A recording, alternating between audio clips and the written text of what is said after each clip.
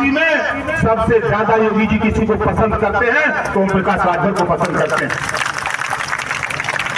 आप बताओ, हम लोग तो यहाँ मीटिंग में आराम से तैयारी में थे, तब तक फोन आ गया मुख्यमंत्री जी का कि राजभर जी कहाँ हो।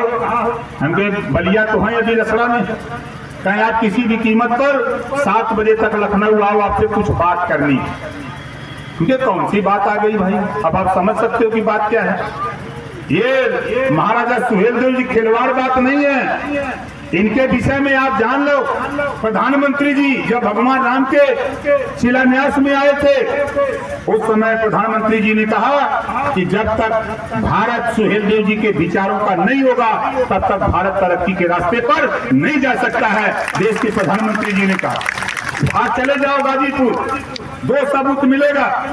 आपके गाजीपुर में आकर के देश के प्रधानमंत्री जी ने जिस महाराजा सुहेलदेव जी का बीड़ा हमने उठाया, सुहेलदेव जी के नाम पे डाक टिकट जारी किया। सुहेलदेव के नाम पर सुहेलदेव एक्सप्रेस दिल्ली टू गाजीपुर चलती है। आप चले जाओ आजमगढ़, सुहेलदेव विश्वविद्यालय खुला है। किसने खुलवाया?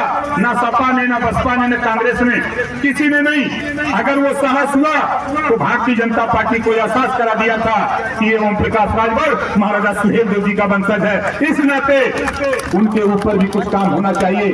आपको ले चलूंगा बहराइच, 240 करोड़ रुपया की लागत से सबसे पहले मैंने जब मिनिस्टर था तो मुख्यमंत्री से कह करके, गृह मंत्री से कह के, प्रधानमंत्री से कह करके 240 करोड़ रुपया सैंक्शन कराया।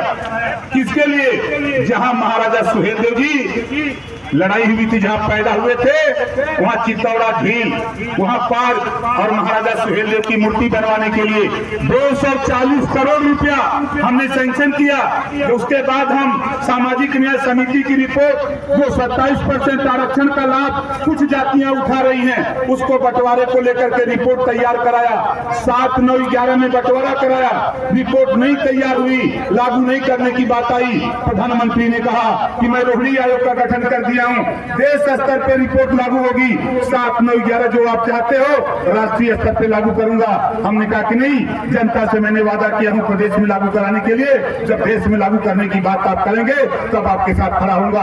अब मैं इस्तीफा देके जा रहा हूं और 2 साल के अंदर इस्तीफा देकर के साथी चलाया। बहुत से साथियों को लगा कि नेता इस्तीफा क्यों दे दिया।